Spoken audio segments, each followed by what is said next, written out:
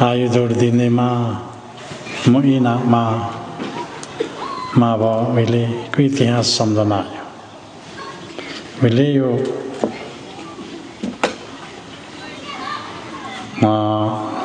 देवताहरूको पाला भनौँ, सत्ययुगमा पनि हाम्रो एकजना किराँतहरूको राजा थियो। त्यो राजाको नाम बोलेहाङ भनेर भन्छ। बोलेहाङले एकपल्ट राज्य जनता छोडेर माथि गयो अनि साह्रै दानी राजा, साह्रै मायालु राजा, जनता प्रेमी राजा थियो। अनि जनताहरू दिनभरि रातभर जम्मा भएर महाबत्तीहरू बालेर ईश्वरसँग मागसँग प्रार्थना गर्दा भरै फर्किआएर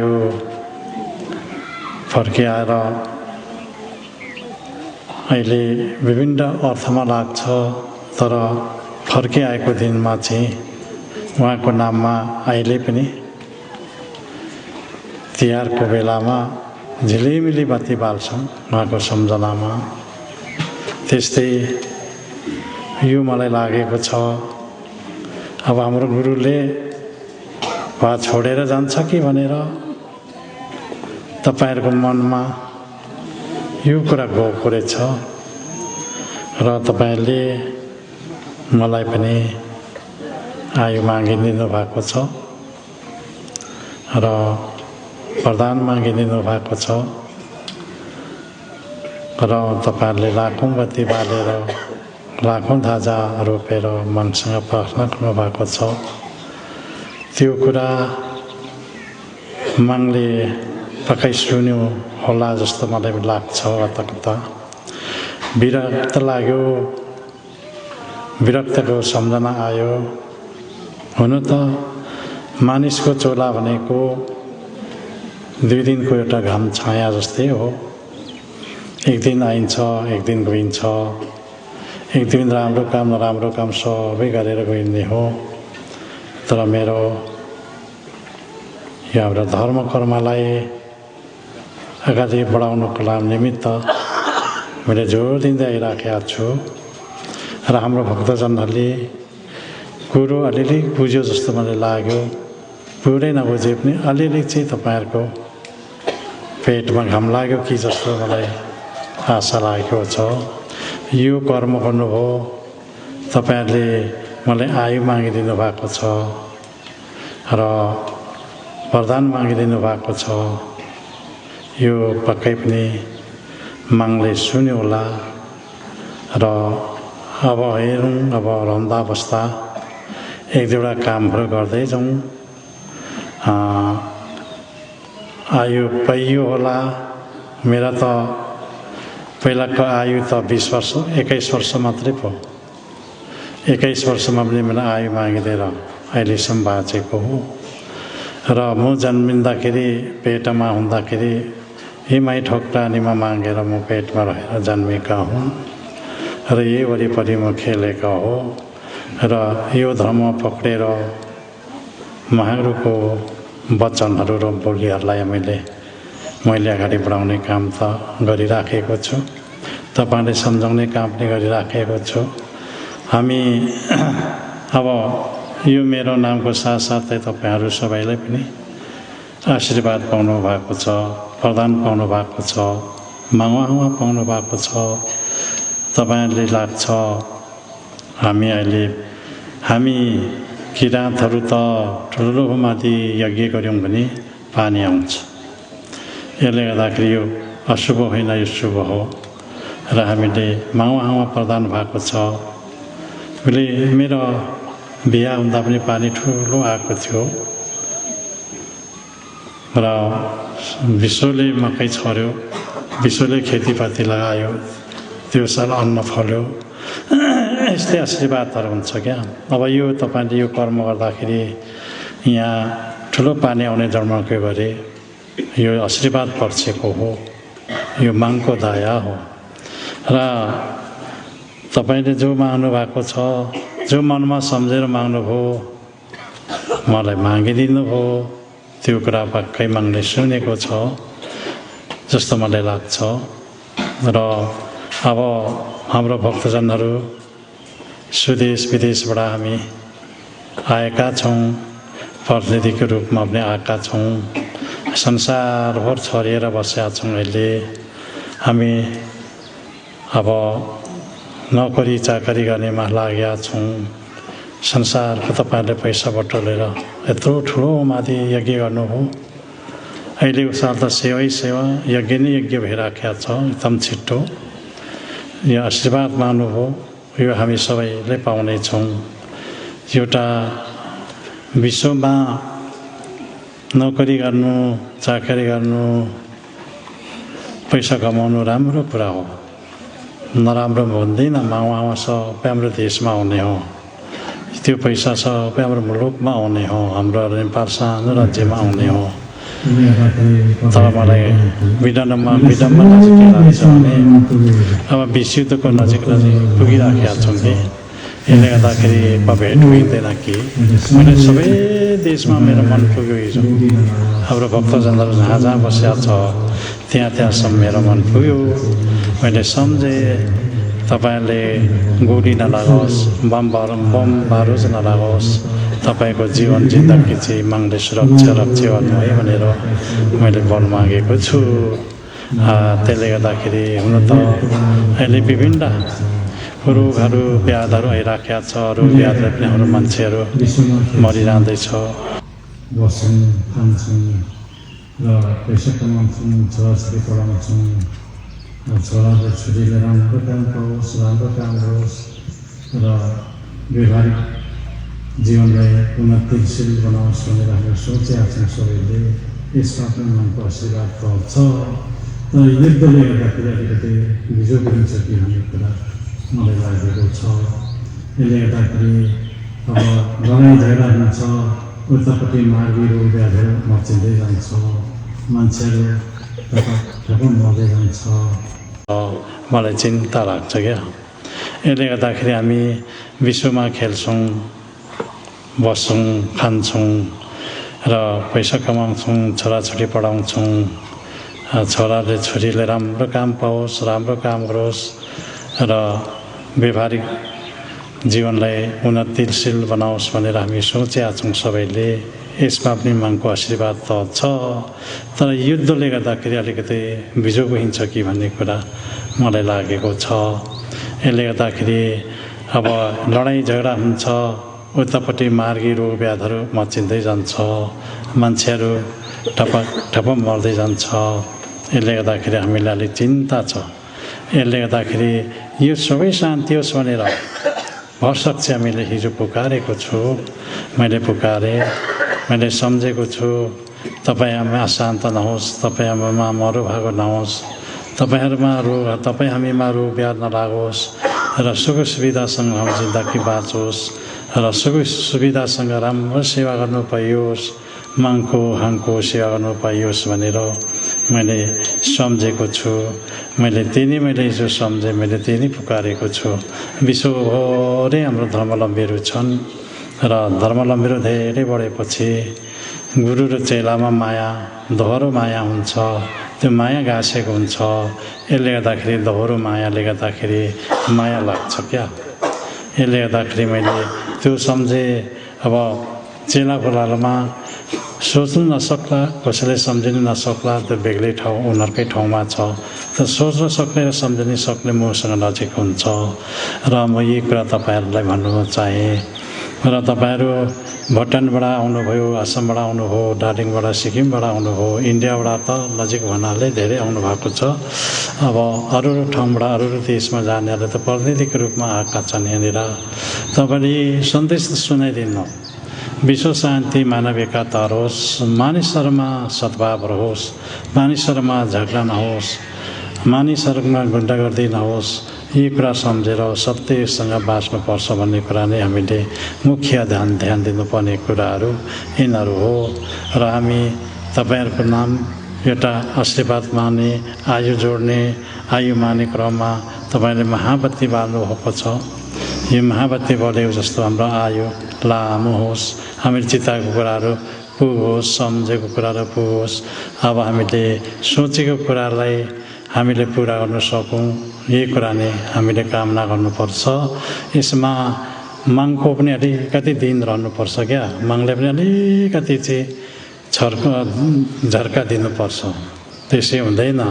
यसले गर्दाखेरि हामीले यो कर्म तपाईँले गर्नुभएको छ र हाम्रो गुरुको पनि आयु छोटियो कि भनेर तपाईँले माग्नु भएको छ। यो कुरा मैले बुझेको छु, राम्रोसँग बुझेको छु र तपाईँहरूले अब सेवा गर्नुभएको छ, यो सेवा लागेको छ र आयु बढ्ने धेरै सम्भावनाहरू देखियो। तर हामी एकता बनिनु पर्यो, एकरूपता, एउटा सङ्गठन बनिनु पर्यो, एकरूपता बनिनु पर्यो। हामी तपाईँमा विस्फोट हुनु भएन। आधा ठुलो र ठुलो भनेर गयो भने राजनेताहरू जस्तै हुन्छ। यसले गर्दाखेरि हामी एकता बनेर एक शान्तिबद्धले सेवामा ध्यान दिनु पर्यो, मागमा ध्यान दिनु पर्यो। अब हामीले गर्नुपर्ने काम धेरै छ। यहाँ हाम्रो मन्दिर निर्माण गर्नु छ, हाम्रो माग्ने निर्माण गर्नुपर्छ छ। हामी तपाईँ जम्मा हुँदाखेरि ठुलो एउटा गेस्ट हाउसहरू बनाउनु पर्नेहरू छ, यिनीहरू बनाउनु पर्छ। र म यही कुरा तपाईँहरूसँग हार्दिक अनुरोध गर्नु चाहिँ अब हामी सबैभन्दा पनि यो जमानामा खानपानमा जोगिनु, तपाईँहरू खानपानमा जोगिनु र खानपानमा जोगिनु भयो भने आयु लामो हुन्छ, अरू रोग लाग्दैन है। खानपानमा जोगिनु सकिएन भने रोग लाग्छ, मान्छेले विभिन्न प्रकारका रोगहरू हुन्छ र अस्पताल डाक्टरको यन्त्रले नदेख्ने खालका रोगहरू उत्पादन हुन्छ। त्यसले हाम्रो पुरानो भाषामा त्यसले टपटिपे भन्छ, टिपिहाल्छ, मान्छे मरिहाल्छ। यसले गर्दाखेरि खानपिनमा तपाईँहरू जोगिएर जानु, यही कुरा नै तपाईँले निर्देशन दिए। आज यो एउटा महत्त्वपूर्ण कार्यक्रम हो। यो कार्यक्रम मान्छेले हातपात गर्न सक्दैन क्या, मान्छेले सक्ने कुरै पनि होइन। यो हामी सबै मिलेर हाम्रो चित्त मिल्यो, हित मिल्यो र हामीले गर्नु सफल भइराखेका छौँ। र हामी अब हिजो सेवा हामीले सम्पन्न गरेर हामी सबै प्रदान मागेका छौँ, शक्ति मागेका छौँ। त्यो शक्ति सिद्धि हामीले पाउनेछौँ। यही कुरा नै तपाईँहरूले कामना गर्नु, यही कुरा नै तपाईँहरूले मनमा लिनु। यही कुरा म भन्छु। धेरै कुराहरू भन्नु त धेरै छ, मैले भन्दै जाँदा धेरै छ। तर किनभने हामीले छोटो छोटो समयमै कार्यक्रमहरू टुङ्गेर लगिराखेका छौँ र अब हामीले कर्मकाण्डहरू भए, अब सबै कुराहरू धेरै नै अब अगाडि बढेको छ। पहिला हाम्रो पालामा भन्दा धेरै विकास भएको छ अहिले धर्ममा पनि। हामीलाई जेभन्दा पनि छोरीचेलीको सोतरुत खाँदैनौँ, जेभन्दा पनि जाँड रक्सी अलिक कम गरेका छौँ र मासु खानेहरूले पनि कम गरेका छौँ सबै कुराहरूमा। अहिले त मासु खाँदा पनि रोगै लाग्छ है, प्रेसर लागिहाल्छ, प्रेसरलाई हान्यो भन्छ मरिहाल्छ। यस्तो समस्याहरू आइराखेका छ। यसमा विवेकशील बन्नु र माग्ने सपना राम्रो माग्नु, सपना के दिन्छ, विवेक राम्रो माग्नु, विवेक के दिन्छ। त्यो अनुसार हामी एउटा सत्यको बाटो, सत्य मार्गमा हामी हिँड्नुपर्छ। हाम्रो नाम नै सत्यमा, सत्य मार्गमा हिँड्ने हाम्रो बाटो हाम्रो कर्तव्य हो। यो कर्तव्यलाई हामीले अगाडि बढाउने हो। हाम्रो भावी सन्तान पनि उज्यालो होस्, हाम्रो यो भौतिक कुराहरू पनि गर्दै गरेको कुराहरू पनि सुन्दर होस्। उज्यालो हुँदै गएपछि, सुन्दर हुँदै गएपछि सबै चिताको हाम्रो पूर्णता हुन्छ क्या, पूर्णता हुन्छ, झुसी हुन्छ क्या। यसले गर्दाखेरि हामी यसको लागि हामीले भक्ति गऱ्यौँ। अब भुटानबाट पास काटी आउनु भएको छ उहाँहरू, पैसा धेरै लाग्छ है। आसामबाट आउनु भएको छ। अब यो दार्जिलिङ सिक्किम नजिकै आइराखेको छ। तपाईँहरू आउनु भएको छ। तपाईँहरू एउटा यो पवित्र थलोमा तपाईँहरू आइपुग्नु भएको छ। यसले गर्दाखेरि यस थलोमा यसपछि हामी के सल्लाह गऱ्यौँ भने यो माथि मन्दिर छ, त्यसमा अलिकति त्यो देवी देवताहरू सक्षात हुनाले त्यहाँ धेरै मान्छे जानु हुँदैन। त्यसले गर्दाखेरि मान्छे यहाँ चाहिँ सबैले चोरो लाउनु पाओस्, सबैको मनोकामना इच्छा पुरा होस् भनेर हामीले यसमा तपाईहरुलाई आज यज्ञ कुण्ड स्थापना गरेर तपाईहरुको सेवा गरेको र मेरो पनि आयु मागिदिनु भयो तपाईहरुले। यो माग्दै सुनोस्, माग्दै सुनेपछि हाम्रो पनि आयु बढोस्, सिद्धि शक्ति बढोस्, हामीमा क्रोध घमण्ड अहंकार नहोस्। म यही कुरा तपाईहरुले सुनाए। अहंकार क्रोध गर्यो भने त उहिले रावण जस्तो हुन्छ क्या। रावण भयंकर शक्तिशाली, महादेवका भक्ति गर्ने, महादेवको शक्ति थियो। पछि त्यो शक्ति त दुरुपयोग भयो क्या, त्यसको अहंकार भयो, ज्यादा घमण्ड भयो, ऊ नाश हो अन्तिममा। त्यस्तै अहंकार गर्यो भने त राम्रो हुँदैन। भस्मासुर त शिरैमा भइहाल्छ। त्यसले गर्दाखेरि म तपाईलाई एक्जाम्पल दिन्छु। मेरो प्रधानमन्त्री केपी ओली मैले आशीर्वाद दिएको। उहाँले म प्रति अलिकति फेरि खराब चिताउन थालेपछि उसको शिरमा भस्मासुर पसिगयो। त्यस्तो हुन्छ। आशीर्वाद मागेर चिन्यो भने आशीर्वाद चिनेर त काल हुन्छ है। त्यसले गर्दाखेरि तपाईहरुले मैले यहाँ आएकाहरू सबै आशीर्वाद दिएको छु, जितेका छन्। त जितेर गएपछि मलाई हेर्दैन, याद बिर्सिहाल्छ। यो बालिनले नि मैले आशीर्वाद दिएको छु, बिर्साउने कि आउने हो म थाहा छैन त्यो। त्यसले गर्दाखेरि आशीर्वाद पाइन्छ, शक्ति त पाइन्छ। शक्ति दुरुपयोग भयो भने आफै नाश हुन्छ है। यो कुरा जान्नु नि तपाईहरुले। यो कुरा चाहिँ बुझ्नु क्या। तपाईले थाहा पाउनुभयो नि त। हाम्रो अब अहिले हाम्रो नेपालमा राजनीति परिवर्तनमा त्यस्तो भइराखेको छ। र त्यसले गर्दाखेरि डर लाग्छ क्या। शक्ति पनि ठिक्क माग्नुपर्छ। थाम्न नसकिने माग्नु हुँदैन, थाम्न सकिँदैन। थाम्न नसकेपछि आफै भ्रष्ट हुन्छ क्या।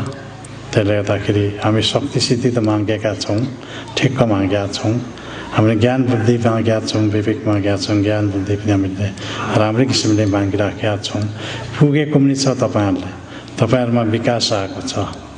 तपाईहरुले कमाउ अभियानमा हुनुहुन्छ, बाहिर जानुहुन्छ, मलाई पनि अलिकति भेटी ल्याइदिनुहुन्छ। तपाईहरुको छोराछोरीको घाँस काटेर उसको घाँस काटेर पनि ल्याइदिनुहुन्छ, माया लाग्छ। अब तपाईहरुलाई हे गुरुलाई दबाई पानी हे भनेर एक दुई पैसा पठाइदिनुहुन्छ, म पनि त्यहाँ झुन्डेको छु अहिले। त्यस्तो छ। त्यसले गर्दा त्यो आशीर्वाद तपाईहरुले इच्छा नैनेधारिक खाम्बिङ नैनेधारिक पृथ्वी आकाश चन्द्रमा रहन्जेलसम्म त्यो पाउनुहुनेछ। यो मेरो आशीर्वाद छ है तपाईहरुले। ल मलाई यसरी सबै जङ्गाट भएर धर्मको कुरा गर्ने, हाम्रो बाटोको मार्गदर्शनको कुरा गर्ने त इच्छा त मैले त बराबर राखेको छु। त मैले ठाउँले अलिक साथ दिएको छैन। र हामी लाखौँ जम्मा हुन्छौँ, भोलि करोडौँ मान्छे भेला हुन्छ। अड्दैन क्या त्यत्रो मान्छे त यहाँनिर।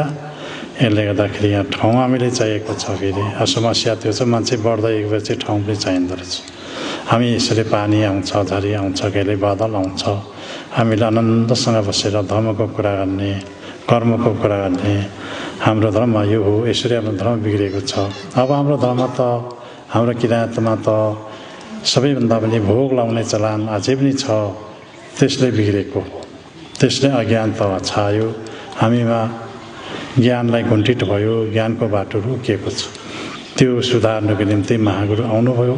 महागुरुले धेरै सुधारिराख्यो। म आएँ, मैले धेरै अगाडि बढाइराखेको छु। यस्तै हो, तला तला पाला पाला हुँदै जान्छ यो त। र हामी पछि करोडौँ मान्छे हामी बनिन्छौँ। भोलि करोडौँजना हामी धर्मावलम्बी भएपछि एक थोक हुन्छ क्या। त्यस्तो हुन्छ। त्यसले गर्दा सिद्धि चोलौँ, धर्मको चोलौँमा पुगिन्छ त्यसरी। यसले गर्दाखेरि हामी मर्दा पर्दा हामी हत्या गर्दैनौँ होइन। हामी एउटा सात्विक स्वरूपबाट चाहिँ हामीले आत्मालाई मुक्ति दिन्छौँ। आत्माले मुक्ति दिने तारन्तर गर्ने मन्त्रहरू हामीले पाएका छौँ। त्यो मन्त्र भनेको अद्भुत हो, अद्भुत शक्ति हुन्छ। हाम्रो आत्मा अलमलेको आत्मालाई सही ठाउँमा पुऱ्याएर टुङ्गो लाउने मन्त्र हामीसँग छ। यसले गर्दाखेरि यस्तो हाम्रो धर्मभित्र यस्तो कुरा लुकेका छन्, विभिन्न कुराहरू लुकेका छन्। यसलाई खोजी गर्ने क्या। अब यति हाम्रो साँच्चै भन्ने भने याकथुङ्बाहरू, राई लिम्बूहरू यति जम्मा हुँदा त कि खुकुरी झिक्नु पर्ने, होइन अघि काटाकाट गर्नु पनि लप्पा त परिपाल्नुपर्ने हाम्रो संस्कारै पो त्यस्तो पसिआएको यसलाई हाम्रो धर्मले गर्दाखेरि अलिकति नरमता अलिकति यो होइन भन्ने कुरा ज्ञान हामीमा बसेको छ यही नै हामीलाई खुसी लागेको छ यसले गर्दाखेरि मङवागेमा हाङवागमा पाञ्जाङगेमा इङजाङ लमा बाटोमा पुग्ने बाटो त यही नै हो हामीले थरी यही भन्छ यसलाई यो बाटो मार्ग भन्छ यसले गर्दाखेरि तपाईँले यो बाटोमा तपाईँहरू समावेश हुनुभएको छ अहिले तपाईँहरू संसारमा फैलिनु भएको छ संसारमा पस्नु भइरहेका छ र हामी नेपालमा त यस्तै छ अब हाम्रो सानो मुलुक हो सानो मुलुकमा त सानै विचार हुन्छ विचारमा सानो हुन्छ है सानो मुलुकको त ठुलो मुलुकको ठुलो विचार हुन्छ त्यस्तै हुन्छ यसले गर्दाखेरि हामी सानो मुलुकमा बसेका छौँ हाम्रो धर्म प्रचार गरिराखेका छौँ धर्म विश्व जान्छ विश्वव्यापक छ भनेर मैले पहिल्यै नै भनेको थिएँ नि अहिले विश्वव्यापक छ यसले करोड मची भक्तजन बनेर आउँछ यसलाई अनुसन्धान गर्छ अनुसरण गर्छ हाम्रो मागहरू कहाँ बसेका थियो हाम्रो कस्तो त सबै खोजी हुन्छ त्यो चिज तपाईँहरूको ठुलो सम्पत्ति हुन्छ त्यसले गर्दाखेरि म तपाईँले यो कुरा सम्झाउन मैले पाउँदा खुसी लागेको छ र आज हामी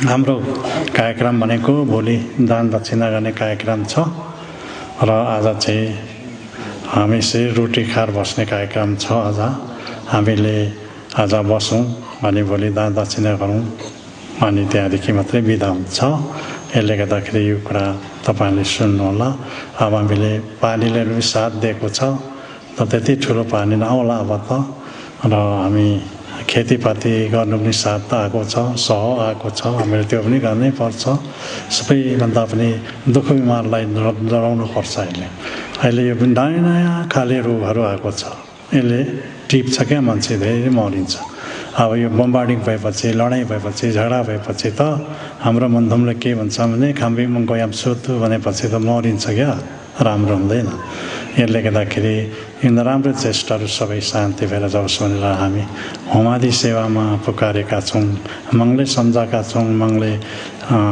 मङले सुनाएको छौँ हामीले यो कुरा पक्कै सुनिदियो होला भने